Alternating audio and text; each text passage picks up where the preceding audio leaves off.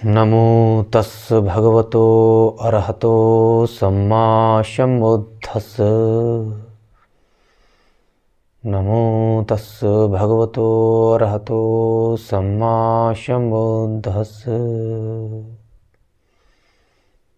नमो तस् भगवतो अरहतो सम्मा सम्बुद्धस्स। बुद्धं नमामि, धम्मं नमामि, संघं नमामि। भगवान की वाणी का समय समय पर संगायन क्यों होता है और ये संगीतियाँ क्यों होती हैं, इसकी एक मुख्य घटना है जिस कारण से भगवान की संगीतियाँ और भगवान की वाणी का संगायन होना शुरू हुआ। आज के 25-2600 वर्ष पूर्व जब सम्यक संबुद्ध भगवान तथागत गौतम बुद्ध का महापरिनिर्वाण हुआ, तो उसी वक्त एक बूढ़े बिच्छू के द्वारा कपड़े उछाल उछाल कर और खुशियाँ मनाने लगा, नाचने गाने लगा और ये कहने लगा कि अब मैं मनमाना करूँगा, मैं जैसा चाहूँगा वैसा करूँगा, अब मुझे कोई उपदेश देने वाला नहीं रहा और मैं भिक्षु बना था और इस संसार के जो बहुत चीज़ें हैं इनको छोड़ करके मैं स्वतंत्रता का जीवन जीने के लिए भिक्षु बना था और अब कोई नहीं रहा हमारे ऊपर उपदेश देने वाला, शासन करने वाला। तो उसी वक्त कुछ समझदार भिक्षु लोग इस घटना को देखे और समझे और उन्होंने एक निर्णय लिया कि यदि ऐसा ही रहा तो भविष्य में इस लोक कल्याणकारी धर्म जो समस्त सांसारिक और दुखों से मुक्त करने वाला मार्ग में दोष आ जाएगा, भगवान की वाणी में सम्मिश्रण हो जाएगा और आगे चल कर के जाने क्या क्या कर लेंगे, धर्म को व्यापार बना देंगे, धर्म के नाम पर जाने क्या क्या करेंगे। तो उन लोगों ने, एक समझदार लोगों ने एक संगोष्ठी बुलाई और सोचा कि क्यों ना कि भगवान की वाणी को, अभी ज़्यादा दिन हुए नहीं भगवान का महापरिनिर्वाण हुए, और इस वाणी को संग्रहित कर लिया जाए। तो देखा गया कि उसमें ये एक डिसीजन हुआ, निर्णय लिया गया कि भगवान की वाणी को संगायन करने के लिए संगीत का आयोजन करना और उसमें उन्हीं भिक्षुओं को शामिल करना जो अरहत को प्राप्त हुए हों, जो अरहत हो चुके हों। तो ऐसे 500 भिक्षुओं की सूची को तैयार किया गया, जिसकी अध्यक्षता भंते महाकश्यप ने करी, जो अरहत हो चुके थे, और 499 भिक्षु और भी अरहत हुए हैं। लेकिन उसमें एक और समस्या सामने आ गई, क्योंकि 499 भिक्षु तो मौके पर थे जो अरहत प्राप्त हुए थे। एक भिक्षु जो उनके परम शिष्य 25 वर्षों तक उनके साये में उनके निजी सेवक भगवान के रहे, आनंद, वो अरहत को प्राप्त नहीं हुए थे, वो सोतापन्न ही थे, क्योंकि उनके पास इतना समय नहीं था कि अपने को समय दे सके, भगवान की सेवा में निरंतर लगे रहते थे।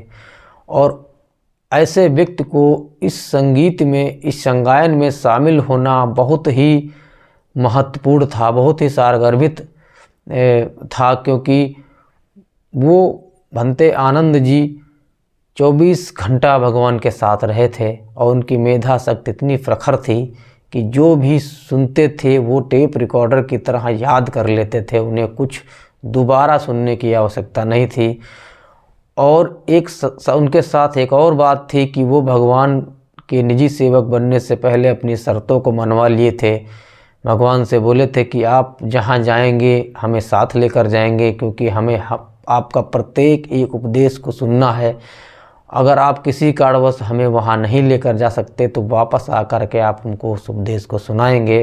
तो ऐसे व्यक्ति को उस संगायन में रखना बहुत ज़रूरी था।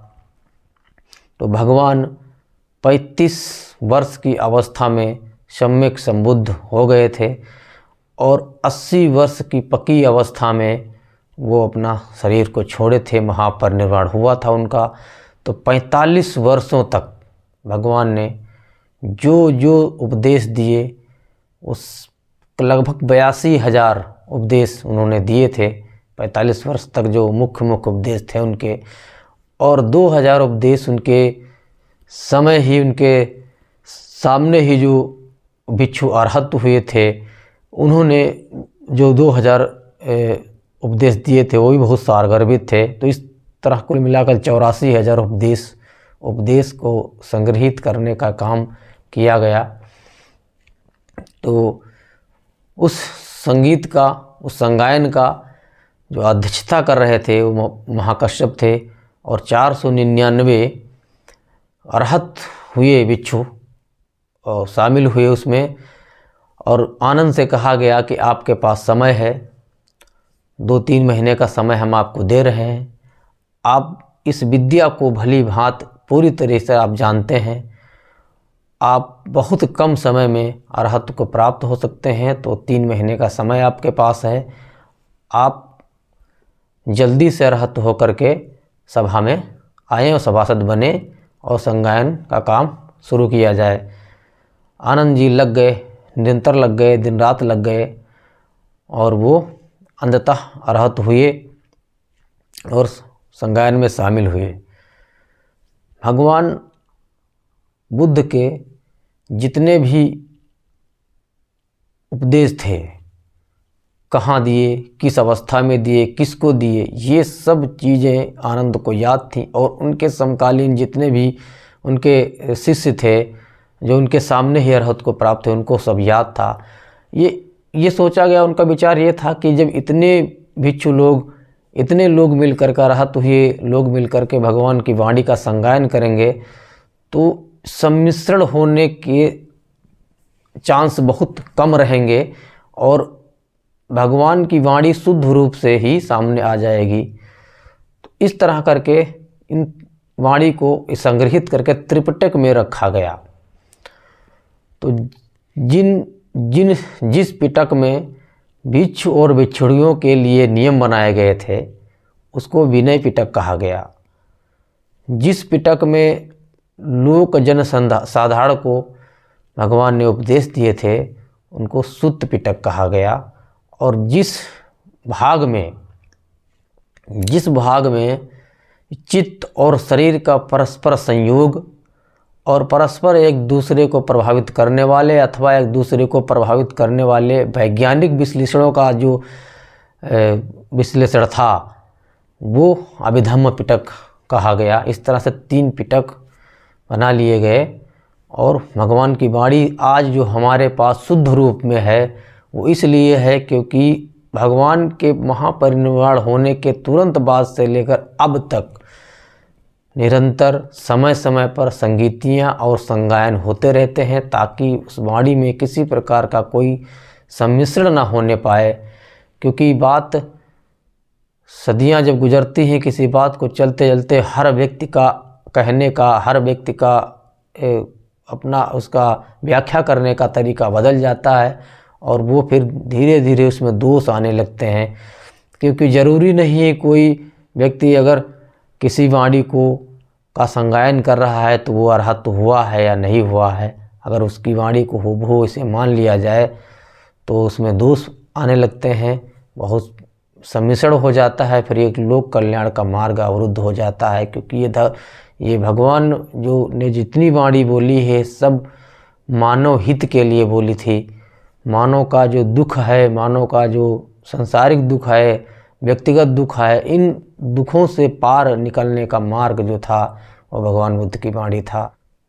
भवतु शब्द मंगलम, सबका मंगल हो, सबका कल्याण हो, सबका भला हो।